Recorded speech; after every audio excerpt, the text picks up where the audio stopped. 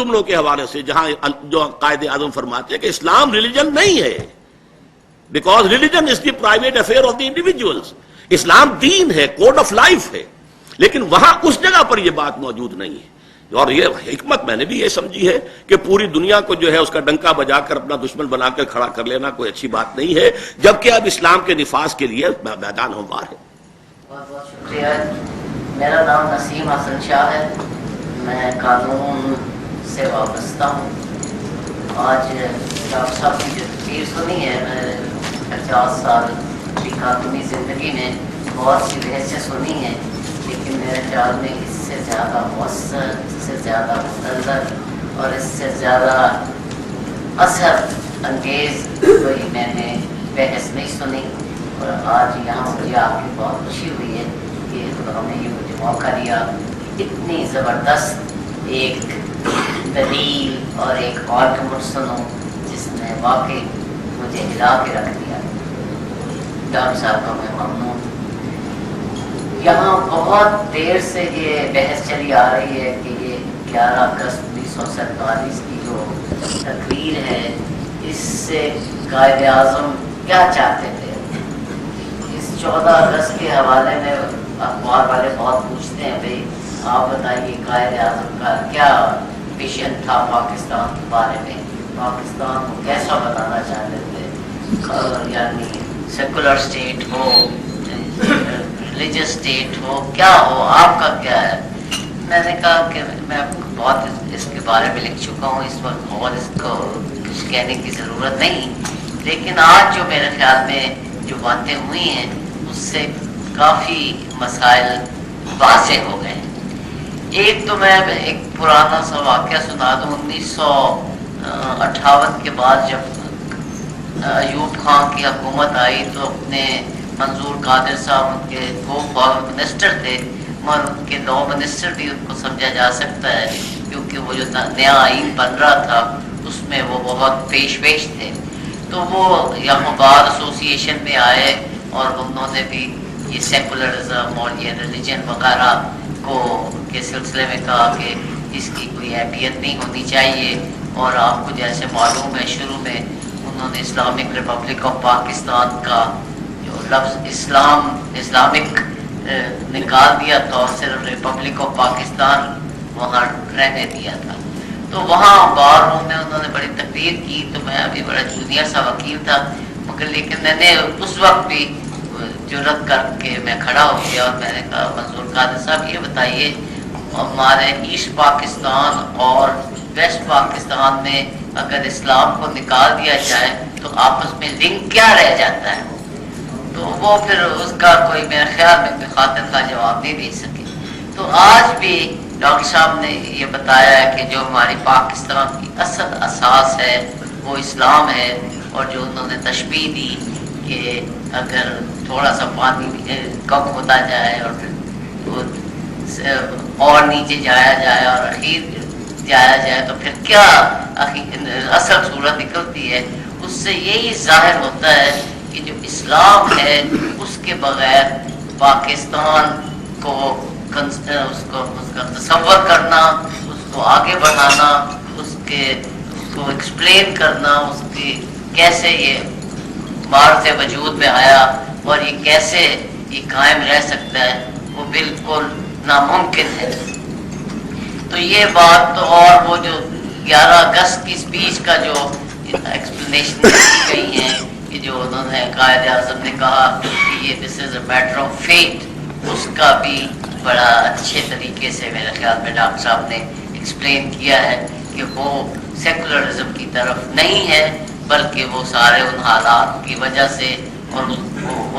اس کے موقع کے مطابق انہوں نے جو بات کی ہے، اور باقی تمام ان کی سپیچز کو دیکھا جائے تو ایک سمجھ آ جاتی ہے کہ ان کا سیکولر اسٹیٹ بنانے کا کوئی ارادہ نہیں تھا.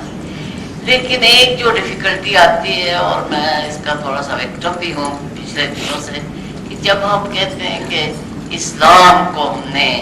یعنی ہمارا مذہب ہے، اسلام کی احیا ہونی چاہیے، اسلام کے اصولوں پہ تمام کاروبار زندگی ہونی چاہیے، مگر بدقسمتی سے یعنی ڈاکٹر صاحب نے تو کہہ دیا کہ یہ قائد اعظم کا خواہش تھی کہ ایک پارلیمانی جمہوری سسٹم کے تحت اسمبلیز کے ذریعے آئے گا، تو لہٰذا یہ ایک مسلمان ملک ہے جس میں بہت بھاری اکثریت مسلمانوں کی ہے، تو اسلامی عقائد کے مطابق تمام قوانین ہوں گے۔ مگر ہمارے ہاں ایسے لوگ بھی ہیں جو ذرا سے اختلاف کو ایک بہت ہی سنگین جرم اور سنگین اس کو لیتے ہیں، تاثر لیتے ہیں، اور بڑے بڑے سنگین قسم کے فتوے فوراً جاری ہو سکتے ہیں۔ تو لہٰذا یہ ایک مسئلہ ہے، اور اسی کو فائدہ اٹھا کے جو مغربی طاقتیں ہیں وہ ہمیں کہتے ہیں کہ یہ بڑے فنیٹک قسم کے لوگ ہیں، ٹیررسٹ ہیں، یہ ان میں اعتدال نہیں ہے، تو یہ جو ہے ان کے ساتھ بات کرنا کوئی آسان بات نہیں۔ تو ایک جب ہم اپنی احساس کو، پاکستان کے احساس کو مذہب بنا کے اپنے ملک کو ہم آگے لے جانا چاہتے ہیں، تو یہ جو خطرہ ہے اس کے بارے میں ہمیں ضرور رہنا چاہیے محتاط، اور اس کے بارے میں ہمارے جو دینی لیڈرز ہیں اور حضرات ہیں ان کو بھی اگر جہاں تک ہو سکے اعتدال، براڈ مائنڈڈنس، ٹالرنس، دوسرے کی بات سمجھنی اور اس کو ایک دم اس قدر وائلنٹ طریقے سے اس پہ ریئیکٹ کرنا، اس سلسلے میں ہمیں بھی یہ ہمارے لیڈرز کو میرے خیال میں یہ ضروری ہے، اس طرف ضرور وہ یعنی اپنا دھیان رکھیں، کیونکہ یعنی جو مسلمان ہماری حکومت ہے، مسلمان قوم اسی طرح آگے بڑھ سکتی ہے جہاں سب کو موقع ہو کہ وہ اپنی بات بھی کر سکیں، اس کے مذہب کے حدود میں رہتے ہوئے، اور یہ ہر وقت انہیں ڈرنا ہو کہ اگلے دن ہمارا سر پھوڑا جائے گا اگر ہم نے کچھ ایسی بات کر دی جو باقی لوگوں کو پسند نہ آئے۔ اس